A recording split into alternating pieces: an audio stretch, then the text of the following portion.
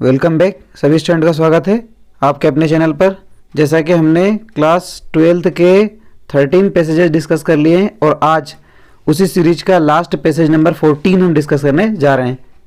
आप मुझे उम्मीद है आपने सारे पैसेज अच्छे से देखे होंगे। जो स्टूडेंट पहली बार चैनल पर जुड़े हैं वो चैनल को सब्सक्राइब करें तथा पुराने वीडियो आप चैनल के प्लेलिस्ट में जाकर देख सकते हैं, जहां पर मैंने बहुत सारे ग्रामर के वीडियो भी अपलोड करे हैं, साथ ही साथ आपके पैसेज और एग्जैक्ट भी अपलोड करें हैं। So let's begin the passage. Passage number 14 है जो लास्ट पैसेज है आपके एमपी बोर्ड के मॉडल पेपर का। Because our eyes are so valuable for to us both for work and for play, यानी कि जो हमारी आंखें हैं बहुत कैसी है, वैल्यूबल है, बहुत कीमती है, बहुत दोनों तरीके से वर्क करने के लिए और प्ले करने के लिए, है ना, काम करने के साथ साथ खेलने के लिए, यानी कि दोनों जगह पर हमारी आंखों का बहुत ज़्यादा एक महत्व होता है। इट इज़ इम्पोर्टेंट दैट, यह आवश्यक है कि वी शुड, हमें चाहिए, take very great care of them, इनकी बहुत ज़्यादा देखभाल करना इनकी करनी चाहिए, या फिर हमें बहुत ज़्यादा इनकी देखभाल या केयर करना चाहिए। ओके, नेक्स्ट दे रखा है, by using our eyes foolishly it is possible to damage them so severely that they never fully recovered। by using the eyes of foolishly यानी कि मूर्खतापूर्वक या फिर उनका मिसयूज करके हम हमारी आंखों को क्या कर लेते हैं, डैमेज कर लेते हैं, या बाय इंसिडेंट किसी खराब कामों की वजह से हमारी आंखों को क्या कर लेते हैं, डैमेज कर लेते हैं। सो इसलिए severally that never fully recovered, और इनको आसानी से हम रिकवर नहीं कर पाएंगे। फॉर दिस रीजन, यही वो कारण है, it is wise to observe a few simple rules, कि हमें कुछ सिंपल रूल्स को ऑब्जर्व करना चाहिए। ऑब्जर्व मीन्स क्या है, यहाँ पर ऑब्जर्व का मीनिंग पूछा है आपसे। ऑब्जर्व मीन्स फॉलो करना, तो इसके लिए हमें कुछ रूल्स को फॉलो करना चाहिए। स्पेशली व्हेन, जब वी रीडिंग हम पढ़ते हैं, व्हेन वी रीडिंग जब हम पढ़ते हैं, राइटिंग लिखते हैं, और डूइंग अदर्स वर्क और दूसरे काम करते हैं। जब पढ़ते हैं, लिखते हैं और दूसरे काम करते हैं तो सच एज मेकिंग मॉडल, जैसे कि हम कोई मॉडल वगैरह बनाते हैं, जब कोई भी काम करते हैं तो हमें कुछ रूल्स का ध्यान रखना चाहिए। Whatever works we are doing there should always be enough light, जो काम हम करें उसके लिए पर्याप्त मात्रा में क्या होना चाहिए, प्रकाश होना चाहिए। It should be sufficiently strong and should at the same time be evenly spread। आपको ध्यान रहे जहां पर आप काम कर रहे हो पर्याप्त मात्रा में प्रकाश हो, और प्रकाश आपके जिस सोर्स पे आप काम कर रहे हो, जिस टेबल पर, वहां पर पूर्ण रूप से स्प्रेडेड हो, फैला हुआ हो।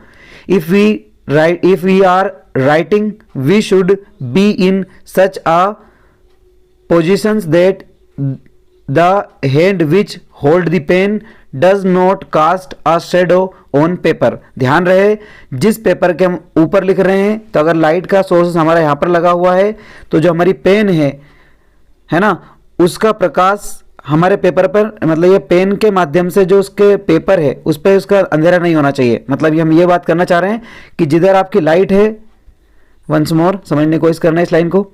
इफ यदि वी आर राइटिंग, यदि हम लिखते हैं, we should be such a position, हमें किसी पोजिशन में भेजना चाहिए, that the hand which hold the pen, जिस हाथ से हमने पेन पकड़ रखा है, does not cast the shadow, तो उस पेपर पे उसकी शेडो नहीं बनना चाहिए। सपोज करो ये कॉपी है और ये हमारा हाथ उसके ऊपर परछाई बना रहा है, तो ऐसे मामला गड़बड़ हो जाएगा, ठीक है ना। सो हमें इस ओर प्रकाश लगाना चाहिए जिधर पेज के ऊपर पर्याप्त मात्रा में प्रकाश रहे। ओके, नेक्स्ट दे रखा है, वेयर, जहां कहीं भी the letters are being format, जहां कहीं भी हम लेटर लिख रहे हैं वहां पर उसका अंधेरा नहीं होना चाहिए। Very strong light should be avoided since it trying for eyes, हमारी आंखों के लिए जितनी मात्रा पर्याप्त हो उतना प्रकाश हमें देना चाहिए। Particularly when reflected from a sheet of white paper, particularly जब हम व्हाइट पेपर पर लिखते हैं तब हमें इस बात का ध्यान रखना है कि उस पर परछाई ना हो, ताकि आंखों पर उसका लोड ना पड़े। व्हेन रीडिंग और writing it is best to sit straight, जब हम पढ़ते रहें और लिखते हैं तो उसका सबसे अच्छा तरीका है कि हमें कैसा बैठना चाहिए, स्ट्रेट, सीधा बैठना चाहिए, बट परंतु क्वाइट कंफर्टेबली, परंतु बिल्कुल कंफर्टेबली बैठना चाहिए, है ना। एंड और have to page about 12 inches, और 12 इंच की दूरी पर लगभग पेज रखना चाहिए, लगभग 25 सेंटीमीटर की दूरी पर हमें किसको रखना चाहिए, कॉपी को रखना चाहिए। ओके, नेक्स्ट दे रखा है आपका, never look directly at a very bright light, कभी भी ब्राइट लाइट में हमें देखने का प्रयास नहीं करना चाहिए। सच एज, जैसे कि द सन और अ वेल्डर्स आर्क, या तो सूर्य की ओर डायरेक्ट नहीं देखना चाहिए, या फिर जो वेल्डिंग वाली आर्क होती है, निकलने वाली जो किरणें हैं, उनको डायरेक्टली नहीं देखना चाहिए। Unless you have thick dark glass to look them.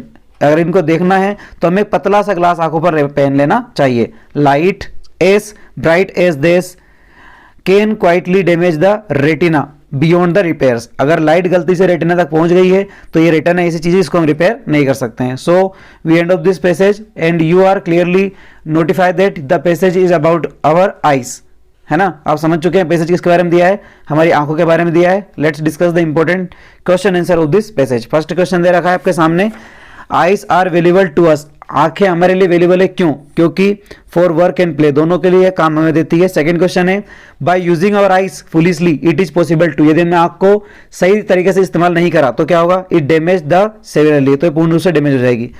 Third question है, the word observe the passage means. मैंने आपको बताया था एक वर्ड आया था ऑब्जर्व, उसका मीनिंग यहां पर क्या है, तो ऑब्जर्व का मीनिंग होता है फॉलो करना। Question number 4, whatever work we are doing there should be enough. जो काम हम कर रहे हैं वो अपने आप में इनफ होना चाहिए। किसके बेसिस पर, लाइट के बेसिस पर, है ना, लाइट पूर्ण होना चाहिए। Question number 5, very strong light should be avoided since it is. ज्यादा लाइट मात्रा में अगर आती है उसे हमें टालना चाहिए, क्योंकि ये क्या करती है, देखना ऑप्शन दे रखे, ट्राइंग फॉर आवर आइज या कंफर्टेबली फॉर आइज या does not effect our eyes या ऑल इज अबव। तो इसका ऑप्शन कौन सा होगा, क्योंकि हमारी टायर्ड करती है, यानी आंखों को खराब करती है या फिर आंखों को क्या कर देती है, रेटिना को जाम करती है। क्वेश्चन नंबर 6 है, the verb form of simple. Simple की वर्ब फॉर्म क्या है, तो सिंपल सिटी।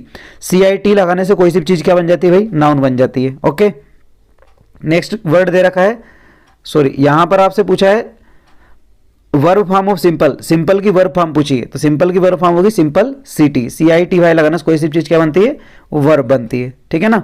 और सिंपली इसका क्या है, नाउन है। ओके, सिंपलीफाई इसका क्या है, एडवर्ब है, ठीक है। क्वेश्चन नंबर, ओके सो आप कंफ्यूज मत होइएगा, इसका ऑप्शन कौन सा आएगा यहाँ पर, सिंपल सिटी, है ना। क्वेश्चन नंबर 7 है आपके सामने जो दे रखा है, whatever work we are doing there should B.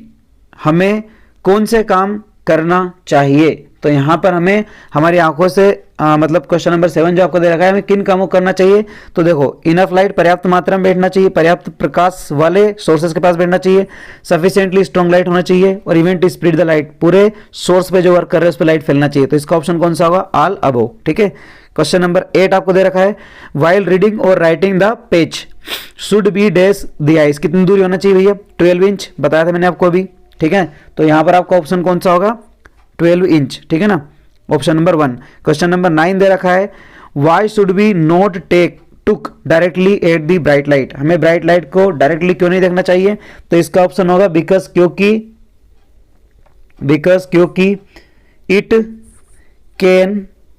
It can damage our retina, क्योंकि ये हमारे रेटिना को डैमेज कर सकता है। ओके, सो 10th नंबर क्वेश्चन आपके सामने दे रखा है, what care should we take while reading और राइटिंग।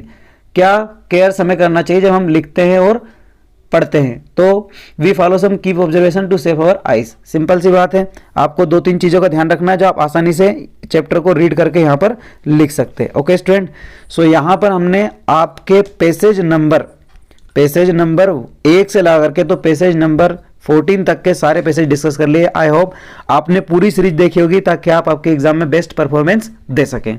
बहुत ही जल्द आपके पास या आपके इस चैनल पर क्वेश्चन नंबर 2 जो आता है, जो किसके आता है, नोट मेकिंग का। उस नोट मेकिंग में वैसे तो आपके पैसेज वैसे तो बहुत ज़्यादा यहाँ पर दे रखे हैं नोट मेकिंग के सीरीज में, पर हम नोट मेकिंग 1 या 2 इंपॉर्टेंट आपको समझा दूंगा मैं, ताकि आपको समझ में आए कि एग्जाम में कैसे करना है। ओके स्टूडेंट, बस इतना आप करें, इसे हर स्टूडेंट के पास शेयर करें तथा चैनल को सब्सक्राइब और लाइक करें। ठीक है स्टूडेंट, मिलते हैं अगली वीडियो में। जय हिंद, जय भारत।